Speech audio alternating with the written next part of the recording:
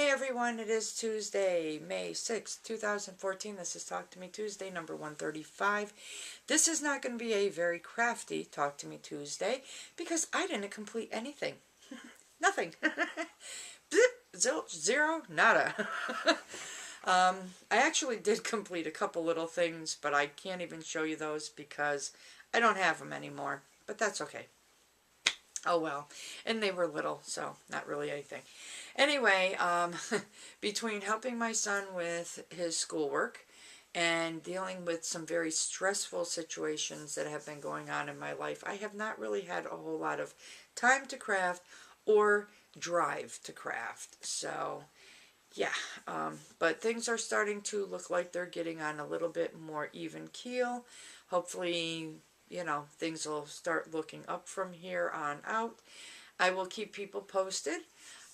I do have one person in particular who knows exactly what's going on, and she has been an absolutely fantastic friend, being there just to listen to me rant and rave and kind of keep me from going ballistic, okay, to be honest. So thank you very much, Miss Erin. It's been wonderful. So and also Ofen Jen has a little idea of what's going on as well. So, but things are going to start evening out from here. So, enough said. On with Crafty. First off, I did not get a chance to do a video last week, but I received a package from Amber, HP5 Freak, in the mail. She had messaged me on LiveJournal and mentioned Christmassy fabric. So I received the package. I was in the process of helping my son with a paper and had no charge on my camera, so I didn't get to do a video. So I will show you what she sent me. First off, I happen to love Christmas, so Christmas fabric and me, we go along really well, but here goes. She sent me a piece of this. I am not going to cut this. I will use this somehow or another, whole, just like this. She also sent me some of this, which has Santa Clauses and stars and really pretty fabric. She also sent me this fabric, which is a bunch of little tiny stockings. Duh. And then she sent me this, which is all of these pretty snowflakes on a green background.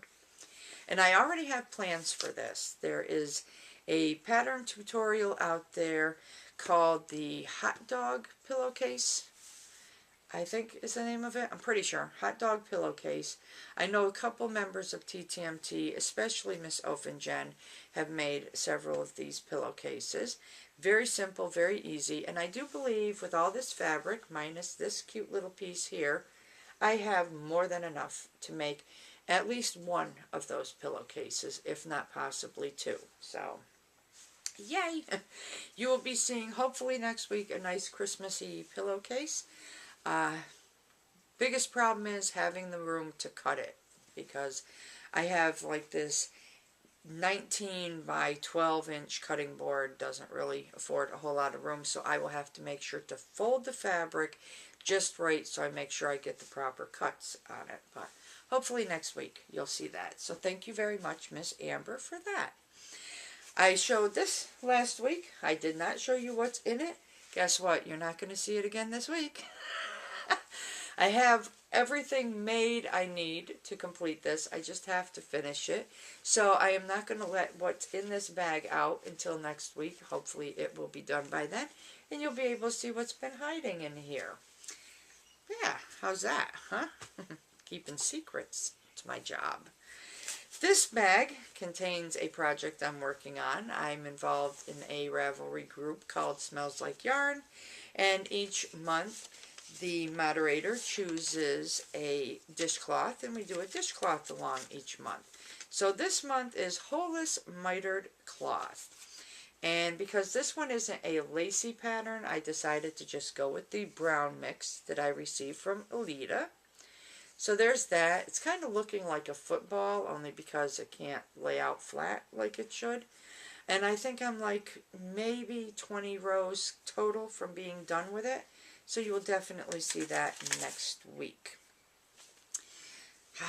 And then, last but not least, in this bag contains the next thing I have started working on. And there's a real short little story around this. My daughter and I were downtown last week taking care of some business, and we popped into a little bookstore called The Open Door, and it's kind of like half gift shop, half bookstore. And in the bookstore, along one of the walls, they have a whole selection of discounted books. Well, we were looking, and I ran across this book called The Joy of Socks. And I said, oh, wow, that's really cool. A $23 book for $9. That's not a bad deal. With everything I've been going through, I felt I deserved a little something. So I picked it up and I brought it home. And I was glancing through it that afternoon, and I'm saying, something about this seems familiar. Well, I've looked at so many books in the bookstore, in the craft store, and at the library that's where I thought this familiarity was coming from. Well, that night when I sat down to relax, something on my stand caught my attention, and I looked. I already have the book. It was purchased in a kit some time ago at Barnes & Noble, and it was the book, it was a set of needles, and it was enough yarn to complete one of the pairs of socks in the book. I don't know if anyone recalls, but I ran across the pair of socks that I had started working on that I tried a couple different ways to get it to work out right, and it was not working out right, so I was done. I said, that's it, I'm done, I'm not doing it. Well, not thinking about it, not remembering I had this book, I bought it. And because I had the extra copy, I made a phone call to somebody and I said, by the way, do you have this book? And she said, no. I said, good. Guess what? You're getting a copy. So I don't feel so bad because it came in handy. She didn't have a copy. It was her birthday last month. So guess what? It's a part of her birthday gift. So anyway, not thinking about the issue with that pattern, I decided to cast on a pair of these socks because at the time I didn't really feel like working on the Great and Powerful Oz socks because I didn't feel like dealing with cabling at the time. This is the pattern I chose. They're called movie socks, and they're really pretty. I don't know how well you can see it. Really pretty pink socks. Nice lacy looking socks. I said, what the heck, I'll do those. So that's what's in this bag. I actually jumped up 2 needle sizes for the top of the cuff because there's no ribbing in it, and I was afraid it might be too tight. And then I jumped down to just 1 needle size above because it's actually a smaller size than I normally wear. So this is what I've got done at this point in time.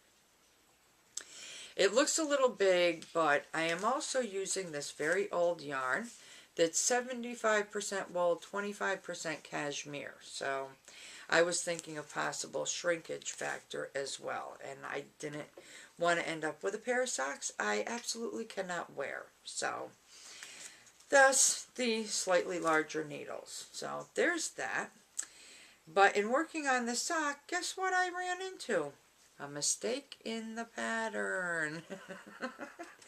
I think this is the trend for this book, The Joy of Socks, is to find a mistake in each of the patterns. But no matter, I corrected it the way I thought it should be corrected. I was chatting with Erin and she said, did you ever think to check Ravelry for errata? Sure enough, there it is, correction. It was the same exact correction I made. So that makes me feel good. Shows me that I'm actually getting better at my knitting skills. So you'll be seeing these once they get completed, but you'll see progress as time goes on. And I really do like working on a pair of socks that has a pattern to it. So the story of my life, bought a book I already had, became a birthday gift for a wonderful friend of mine, and another pair of socks cast on. So other than that, folks, before this gets any longer, I am done. I am going to say I look forward to watching everyone's videos. I hope everyone has a wonderfully crafty week and a wonderfully crafty weekend. And if you didn't notice, I did not have any paper piecing at all again this week. Hopefully you'll see a completed May block and a couple more of my little blocks for my whatever project that's going to be. We'll see. Other than that, I'm done. I'm tired. I'm going to go relax for a few before I get this edited and uploaded. As for you, it's good morning, good afternoon, good evening, good day, whatever it is. I really do hope it's a great one. I will see you all next week and hopefully with a couple finished projects. Till then, bye.